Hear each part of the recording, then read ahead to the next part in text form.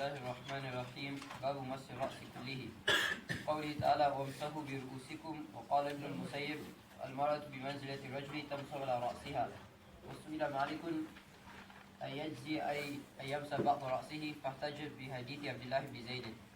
وبه قال حدثنا عبد الله بن يوسف قال أخبرنا مالك عن عمرو بن يحيى المازني عن أبيه أن رجلا قال لعبد الله بن زيد وهو جد عمرو بن يحيى أتستطيع أن ترياني كيف كان رسول الله صلى الله عليه وسلم يتوضأ؟ فقال عبد الله بن زيد نعم. فدعا بماء فأفرغ على يده فغسل يده مرتين ثم مضمض واستنثر ثلاثا ثم غسل وجهه ثلاثا ثم غسل يديه مرتين إلى المرفقين ثم مسح رأسه بيديه فأقبل بهما وأدبر بدأ بمقدم رأسه حتى ذهب بهما إلى قفاه ثم ردهما إلى المكان الذي بدأ منه ثم غسل رجليه.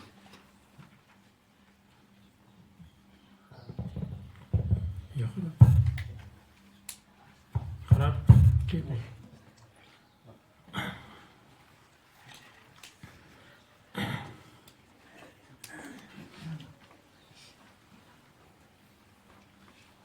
یہ لاؤڈ اسپیکر بھی طالب علموں کی طرح ہے، بہت جلدی طبیعت خراب ہو جاتی ہے، بہت جلدی ٹھیک ہو جاتی ہے.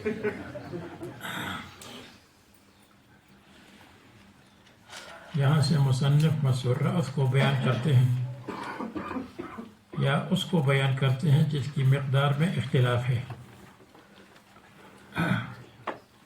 ما قبل سے اس کا تعلق بھی ہے اصب فوق رأسی، اور یا الرأس کا حکم بیان کرتے ہیں. امام بخاری نے امام مالک کی موافقت کی ہے. امام مالک کے نزدیک کل الرأس کا مسح فرض ہے. امام شافعی رحمہ اللہ کے نزدیک 3 شعرات یا 1 شعر فرض ہے، باقی سنت ہے. امام احمد کا مذہب واللہ علی قاری نے امام مالک کی طرح بیان کیا ہے، یعنی امام احمد کے نزدیک بھی کل الرأس ہے.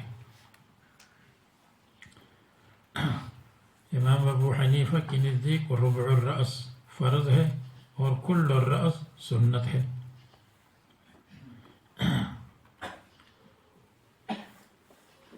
تو مصنف نے کلہو کا ذکر فرمایا، امام مالک سے موافقت ہو گئی. امام مالک رحمہ اللہ فرماتے ہیں کہ کل الرأس ضروری ہے، اس لیے کہ عبداللہ بن زید کی حدیث میں کل الرأس کا ذکر ہے. نمبر 2 قیاساً علی التیمم، تیمم میں استیعاب ہے تو وضو میں بھی استیعاب ہے، یعنی پورا سر ہے. جیسے تیمم کے اندر پورا چہرہ ہے، یدین مرفقین تک ہے. اور نمبر 3 کہتے ہیں با زائد ہے، وامسحوا برؤوسکم، یعنی وامسحوا رؤوسکم، پورے سر پر مسح کرو. امام شافعی رحمہ اللہ فرماتے ہیں 3 یا 1 شعر، اس لیے کہ یہ متیقن ہے تو یقین کو لینا چاہیے. نمبر 2 سر ممسوح ہے، ممسوح میں شمولیت نہیں ہوتی. جیسے مسحت الجدار، اگرچہ پورا جدار نہ ہو. مسست المرأة، یہ نہیں ہے کہ اول سے لے کر آخر تک سب کو میں نے مسح کیا، چہرے وہرے کو مسح کیا ہوگا. تو ممسوحات میں استیعاب و شمولیت نہیں ہوتی. اور وامسحوا برؤوسکم با آلے پر داخل ہوتا ہے، تو یہ آلہ ہے، اور آلے میں بھی شمولیت نہیں ہوتی. اگر تم کہتے ہو ضربتہ بالید، تو ہاتھ کے پورے ہاتھ سے نہیں، ہاتھ کے ایک حصے سے پٹائی کی. ضربتہ بالعصا، عصا میں بھی یہی ہے.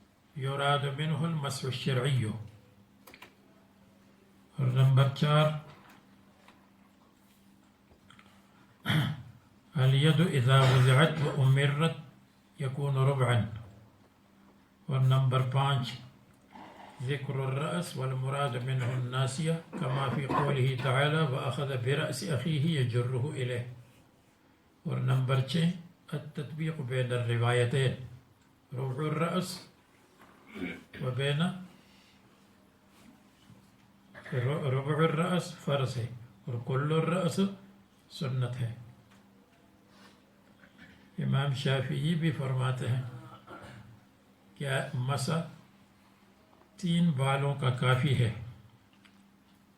اس لیے کہ یہ مطلق ہے، اور مطلق میں جتنے حصے پر عمل کرے تو کافی ہے. تو یہ مطلق ہے. اور احناف کہتے ہیں یہ مبہم ہے، اس کی تشریح حدیث نے کی ہے. مبہم کیوں ہے؟ اس لیے کہ اگر یہ مطلق ہو، اور مطلق کا مطلب یہ ہے کہ جتنا حصہ بھی کر لو، تو پھر مسح الرأس کے مستقل حکم کی ضرورت ہی نہیں ہے. اس لیے کہ جب چہرے کو دھوتے ہیں تو اس کے ساتھ بہت سارے بال دھل جاتے ہیں اور بہت سارے بالوں کا مسح ہو جاتا ہے، تو پھر مستقل حکم کی کیا ضرورت؟ اگر 1 بال 3 بال 4 بال مراد ہو وہ تو پہلے سے ہو جاتا ہے، پھر تو چہرے میں اس کی نیت کر لے.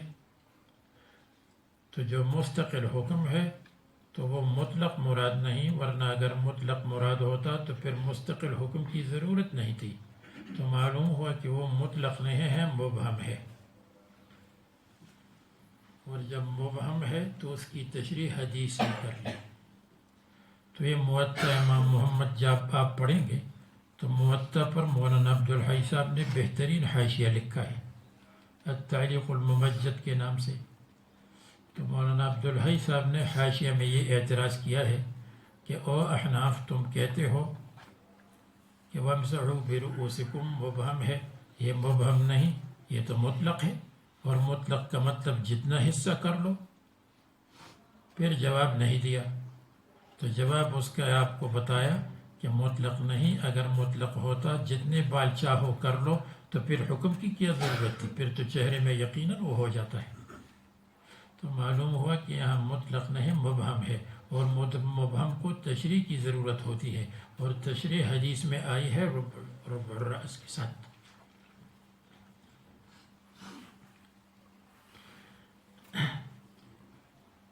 وَامْسَحُوا بِرُؤُوسِكُمْ وقال ابن مسیب المرأة بمنزلة الرجل، یعنی عورت کے لیے بھی کل الرأس ہے اگر جو اس کے بال زیادہ ہے. کہتے ہیں امام احمد کی ایک روایت پر رد ہے کہ استیعاب ضروری نہیں ہے لہا، استیعاب ضروری ہے لہو. فرماتے ہیں لہا لہو میں کوئی فرق نہیں. یمسح علی رأسها وسئل مالک ایجزئ ان یمسح بعض رأسه، کیا کافی ہے کہ بعض راس پر مسح کرے؟ تو انہوں نے کہا نہیں، اور دلیل پکڑی عبداللہ ابن زید کی حدیث. عبداللہ ابن زید کی حدیث کہاں ہے؟ حدثنا عبداللہ ابن یوسف قال اخبرنا مالک عن عمرو بن یحیی المازنی عن ابیہ یحیی ان رجلا، رجل کون ہے؟ عمر ابن ابی الحسن، جو عمارہ ابن ابی الحسن کا بھائی ہے. عمر ابن ابی الحسن اخو عمارہ ابن ابی الحسن، اور یہ عمر ابن یحییٰ کے دادا کے بھائی ہے. راوی ہے عمر ابن یحییٰ ابن عمارہ ابن ابی الحسن، عمارہ کا بھائی ہے عمر.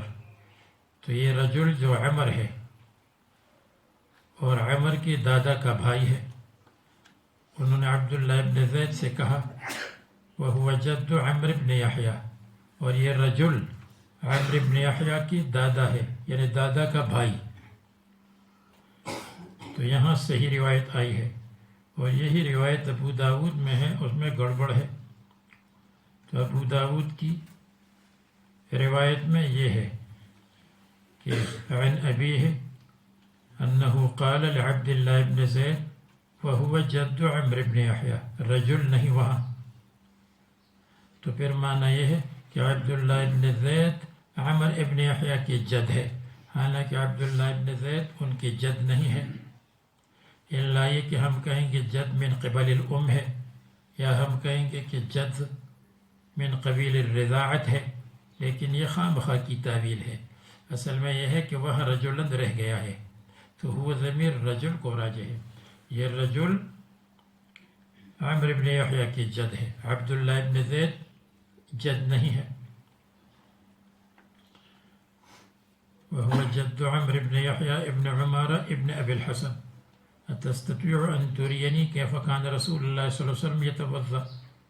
فقال عبد الله بن زيد نعم، فدعا بماء فأفرغ على يديه فغسل يده ثم مضمض واستنثر ثلاثا ثم غسل وجهه ثلاثا ثم غسل يديه مرتين إلى المرفقين ثم مسح رأسه بيديه، پھر مسح الرأس کیا اپنے ہاتھوں سے، فأقبل بهما وأدبر، بظاہر اس کا ترجمہ یہ ہے کہ اس کو آگے کی طرف لائے، وأدبر اور پیچھے کی طرف، حالانکہ پیچھے کی طرف لے جانا پہلے ہے اور آگے کی طرف لانا بعد میں ہے، تو ہونا چاہیے فأدبر بهما وأقبل، پیچھے کی طرف لے گئے آگے کی طرف لایا۔ تو اس کا کیا مطلب ہے؟ ایک مطلب یہ ہے کہ فأقبل بهما صار صاحب قبول الرأس، سب سے پہلے مقدم الرأس والے بن گئے، وأدبر اور بعد میں اصبح صاحب دبر الرأس، بعد میں سر کے پچھلے حصے والے بن گئے۔ اقبل کا مطلب صاحب المقدم بن گئے، پھر ادبر صاحب المؤخر بن گئے، یہ تعبیر کی ہے۔ اور وکیع کہتے ہیں کہ ہم اس کو ظاہر پر محمول کریں گے، تو پیچھے سے شروع کریں گے اور پھر آگے سے پیچھے کی طرف لے جائیں گے۔ وکیع نے یہ کہا جمہور کے خلاف۔ اور ایک اور بات یہ ہے کہ اقبل و ادبر میں قانون یہ ہے کہ اقبل ادبر پر مقدم ہوتا ہے عربی میں، تو چونکہ اقبال مقدم ہوتا ہے ادبار پر، یعنی الفاظ مقدم آتے ہیں اگرچہ درجہ میں مؤخر ہو، اگرچہ کرنے میں مؤخر ہو، تو اس لیے اقبل کو مقدم کیا کہ اقبال مقدم آتا ہے، اگرچہ اقبال کا مطلب آگے کی طرف لانا ہے۔ تو اس کے لیے شعر مکرن مفرن، مکرن حملہ کرنے والا ہے گھوڑا، اور مفرن بھاگنے والا ہے خوب، مقبل مدبر معا، مقبل ہے مدبر ہے، دیکھو مقبل کو پہلے ذکر کیا، مدبر کو بعد میں ذکر کیا۔ کجلمود صخر حتہ السیل من علی، اور وہ اس طرح ہے جیسے سخت چٹان کو بارش وغیرہ نیچے کی طرف گرا دے، نیچے کی طرف لائے، یہ امرؤ القیس کا شعر ہے۔ تو مقبل مدبر پہلے آیا۔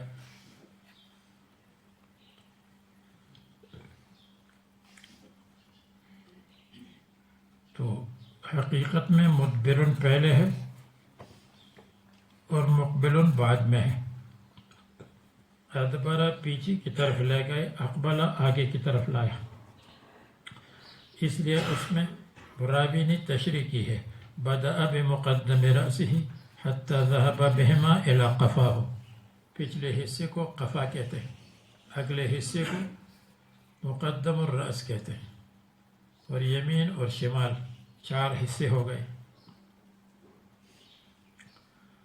ثم ردهما الى المكان الذي بدأ منه، پھر وہاں پر لائے جہاں سے شروع کیا تھا، بغیر اس کے کہ ہاتھوں کو الگ کرے۔ بعض کہتے ہیں کہ پیچھے کی طرف لے جائیں گے تو یہ 2 انگلیوں کو بچاؤ، اور آگے کی طرف لائیں گے تو ان 2 انگلیوں کو لگاؤ۔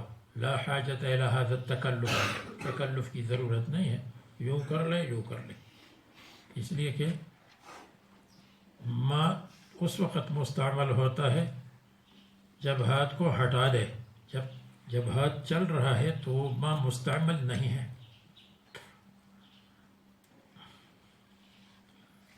ثم غسل رجليه، اس سے مصنف نے استدلال کیا اور آپ کو بتایا کہ احناف تطبیق کرتے ہیں فہذا مسنون، ربع الرأس اس سے کم ثابت نہیں، ربع الرأس ثابت ہے، اس لیے ھذا مفروض، ذالک مفروض، ایک فرض ایک سنت۔ باب غسل الرجلین الی الکعبین پڑھو۔ باب غسل الرجلين والكعبين. وبه قال حدثنا موسى قال حدثنا وهيب عن عمرو عن أبيه سمعت عمرو بن أبي حسن سأل عبد الله بن زيد عن وضوء النبي صلى الله عليه وسلم فدعا بتور من ماء فتوضأ لهم وضوء النبي صلى الله عليه وسلم فأكفى على يديه من التور فغسل يديه 3 ثم أدخل يده في التور فمضمض واستنشق واستنثر 3 غرفات ثم أدخل يده فغسل وجهه 3 ثم أدخل يده فغسل يديه مرتين إلى المرفقين ثم أدخل يده فغسل رأسه فأقبل بهما وأدبر مرة واحدا ثم غسل رجليه إلى الكعبين. اب رجلین کو دھونا چاہیے الی الکعبین یعنی مع الکعبین، تو اس میں بھی اختلافی مسئلے کی طرف اشارہ ہے کہ کعبین داخل ہے رجلین میں، جیسے مرفقین داخل ہے یدین میں، اور اس لیے کہ قانون ہے کہ جب الا کا ما بعد ما قبل کی جنس میں سے ہو تو الا شمولیت کے لیے ہوتا ہے، وہ ما قبل میں شامل ہوتا ہے، اور اگر الا کا ما بعد الا کے ما قبل کی جنس میں سے نہ ہو تو الا کا ما بعد خارج ہوتا ہے۔ تو یہاں چونکہ الی الکعبین میں کعبین پاؤں میں داخل ہے، تو جب پاؤں میں داخل ہے تو یہ شمولیت کے لیے کعبین شامل ہے۔ اسی طرح مرفقین یدین میں شامل ہے، مرفقین یدین کی جنس میں سے ہیں تو مرفقین بھی شامل ہو گئے، فہذا یکون لاخراج ما سوا، تو اس وقت ما سوا کے اخراج کے لیے ہوگا۔ حفظت القرآن الی آخرہ، قرآن کا آخر اول کی جنس میں سے ہے تو آخر بھی شامل ہے حفظ میں۔ اور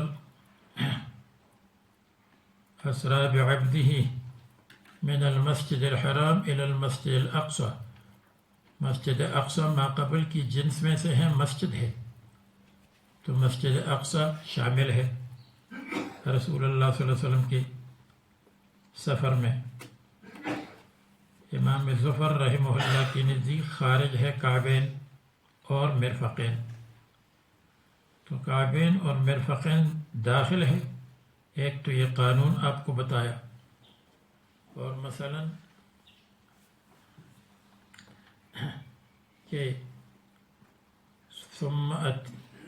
ثم اتم الصیام الی اللیل، لیل خارج ہے اس لیے کہ لیل ما قبل کی جنس میں سے نہیں ہے، نہار کی جنس میں سے نہیں ہے، تو یہ خارج ہے، تو پوری رات خارج ہے، اور اگر رات کو داخل کرے تو صوم وصال بن جائے گا، اور صوم وصال ممنوع ہے۔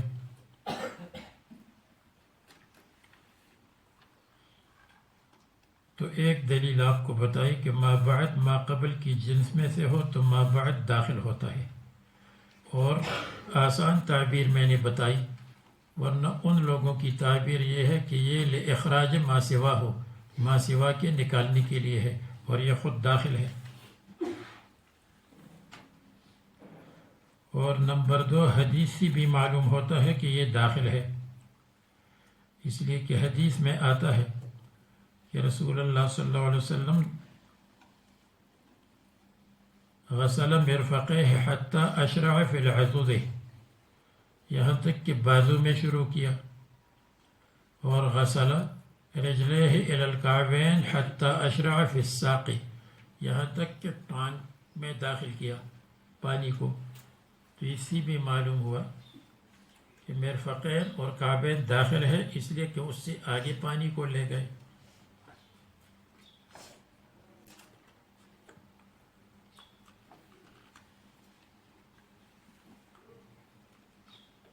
تو یوں کہیں گے غسل الرجلین الی الکعبین اے مع الکعبین،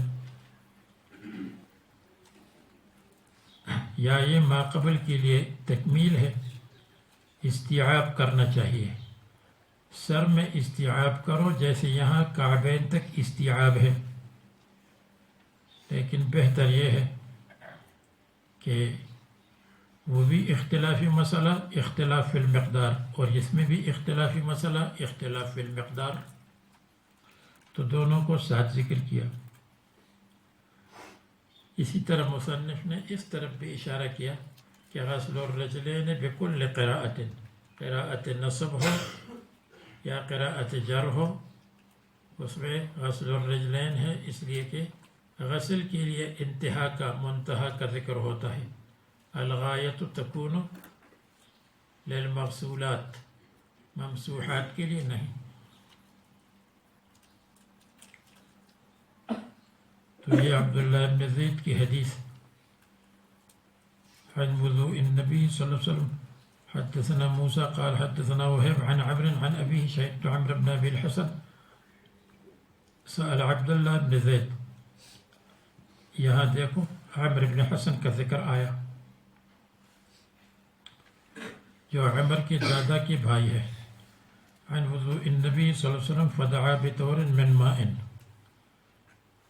لوٹا فتوضأ لهم وضوء النبی صلی اللہ علیہ وسلم فأكفأ على يديه من التور، لوٹا فغسل يديه ثلاثا ثم أدخل يده في التور فمضمض واستنشق واستنثر ثلاث غرفات ثم أدخل يده فغسل وجهه ثلاثا ثم أدخل يده فغسل يديه إلى المرفقين ثم أدخل يده فمسح رأسه فأقبل بهما صار صاحب مقدم الرأس وأدبر ثم صار صاحب مؤخر الرأس واحدة مرة واحدة.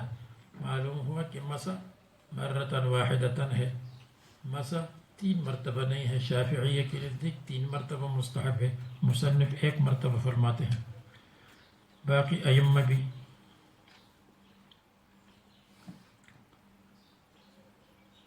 ثم غسل رجليه إلى الكعبين، یہ محل ترجمہ باب ہے، إلى الكعبين یعنی مع الكعبين. اب اس کے بعد جو باب ہے باب استعمال فضل وضوء الناس، وضو کی بچی ہوئی پانی کو استعمال کرنا. تو مصنف کے نزدیک وضوء لغوی کرے یا وضوء شرعی کرے تو اس سے مستعمل بن جائے گا. وضوء لغوی صرف ہاتھ چہرے کو دھو لے،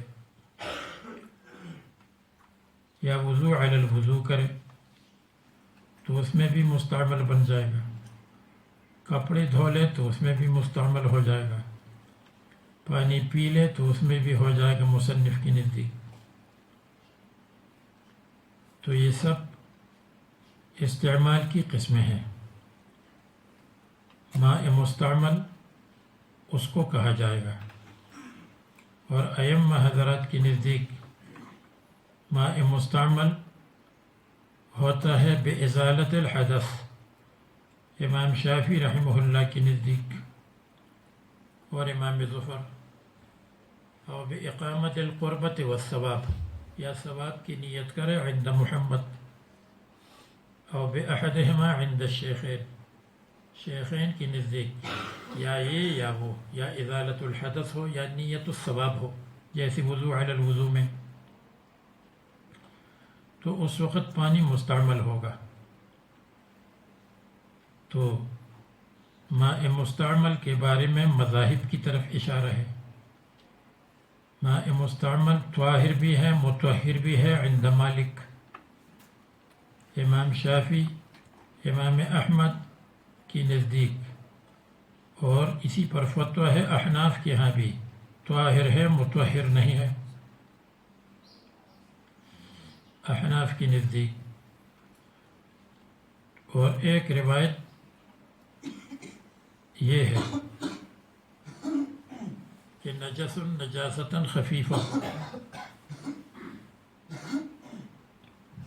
اور ایک روایت یہ ہے کہ نجس نجاستاً غلیظہ۔ احناف کے ہاں 3 روایتیں ہو گئی، طاہر بھی ہے مطہر بھی ہے، یا توبہ طاہر ہے مطہر نہیں ہے۔ امام محمد نجس ہے،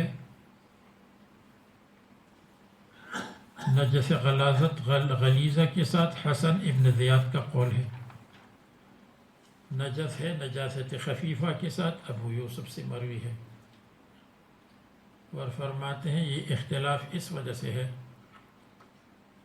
کہ امام ابو حنیفہ کو نظر آتا تھا، دیکھتے تھے کہ اس میں نجاست نکلتی ہے، تو اگر کسی جگہ نجاست خفیفہ کو دیکھا تو فرمایا کہ نجاست خفیفہ ہے، اگر کسی جگہ دیکھا کہ اس میں زنا، شرب خمر اور حقوق الوالدین گر رہا ہے تو فرمایا نجس غلیظ، اگر کسی جگہ دیکھا کہ کچھ نہیں گرا تو فرمایا کہ طاہر ہے، مطہر نہیں طاہر ہے۔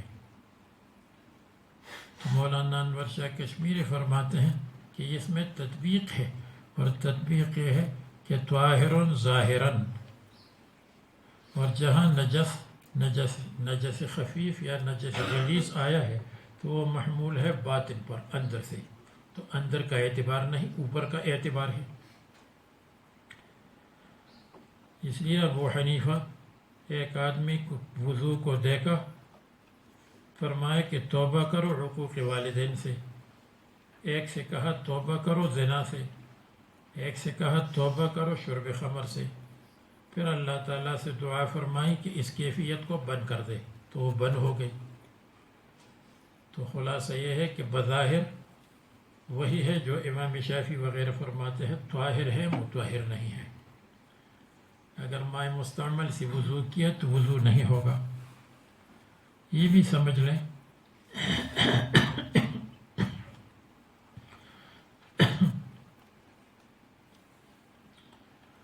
کہ اگر پانی نجس ہے تو اس سے تطہیر جائز نہیں ہے، تطہیر اس سے نہیں جائز نہیں ہے۔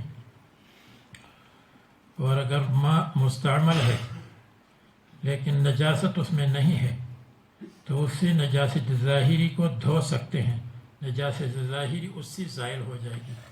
جیسے پیشاب کی نجاست ہے، اس کو وضو کی پانی سے دھویا تو پاک ہو جائے گا۔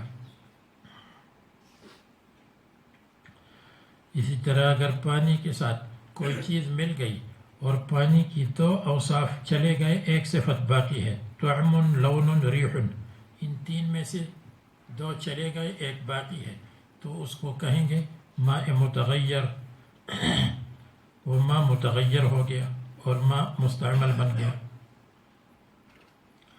اسی طرح ماء مستعمل کا پینا بھی مکروہ ہے،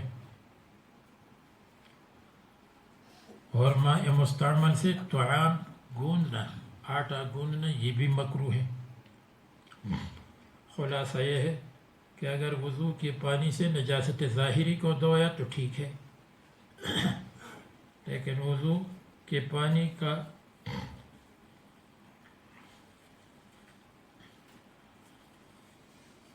دوبارہ اس سے وضو نہیں ہو سکتا۔ اسی طرح آٹے وغیرہ میں بھی استعمال نہ کرے۔ تو مصنف فرماتے ہیں استعمال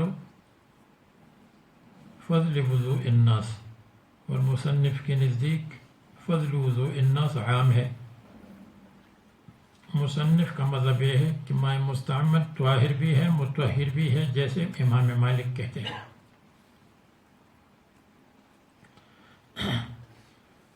جریر ابن عبداللہ نے حکم دیا، امر جریر ابن عبداللہ اہلہ يتوضأ بفضل سواکه، مسواک کا بچا ہوا پانی. مسواک کا مطلب یہ ہے کہ جو مسواک کر کے پانی کو گرایا ہے یا جس میں مسواک کو رکھا ہے باقی فی الاناء. حدثنا آدم قال حدثنا شعبہ قال حدثنا الحكم قال سمعت ابا جحیفة يقول خرج علينا النبي صلی اللہ علیہ وسلم بالحاجرة نصف النہار میں. بالحاجرة یہ ایسا ہے جیسے عیشۃ راضیۃ یعنی راضن صاحبها، تو حاجرۃ یعنی حاجر صاحبها یعنی جو اس میں ہے اس نے نکلنے کو چھوڑا ہے. دوپہر میں جو آدمی ہے اس نے نکلنے کا چھوڑا ہے. تو حاجرۃ حاجر صاحبها الساعة الحاجرة یا الساعة المحجورة. فأتي بوضوء فتوضأ فجعل الناس يأخذون من فضل وضوئه، بچا ہوا پانی، فيتمسحون به، تو اپنے بدن پر لگاتے تھے. رسول اللہ صلی اللہ علیہ وسلم کا یہ مستعمل پانی طاہر تو یقیناً ہے. فصلى النبي صلی اللہ علیہ وسلم الظہر رکعتین والعصر رکعتین وبین یدیہ عنزة، وہ لاٹھی جس میں لوہا ہو. فقال ابو موسیٰ دع النبي صلی اللہ علیہ وسلم بقدح فيه ماء فغسل يديه ووجهه ومج فيه، اور اس میں کلی کی، مج کا مطلب کلی کر کے منہ سے پانی ڈالنا. ثم قال لہما کا مطلب ابو موسیٰ اور بلال رضی اللہ عنہ. یہ حدیث صفحہ 620 پر مذکور ہے دوسری جلد میں 620. وَأَفْرِغَا عَلَى وُجُوهِكُمَا، اور چہرے پر ڈالو، وَنُحُورِكُمَا. حدثنا علي بن عبد الله قال حدثنا يعقوب بن إبراهيم قال حدثنا أبي عن صالح عن ابن شهاب قال أخبرني محمود بن ربيع قال وهو الذي مج رسول الله صلى الله عليه وسلم في وجهه. مج رسول الله صلى الله عليه وسلم، رسول اللہ صلی اللہ علیہ وسلم نے کلی کا پانی ڈالا تھا اس کے چہرے پر.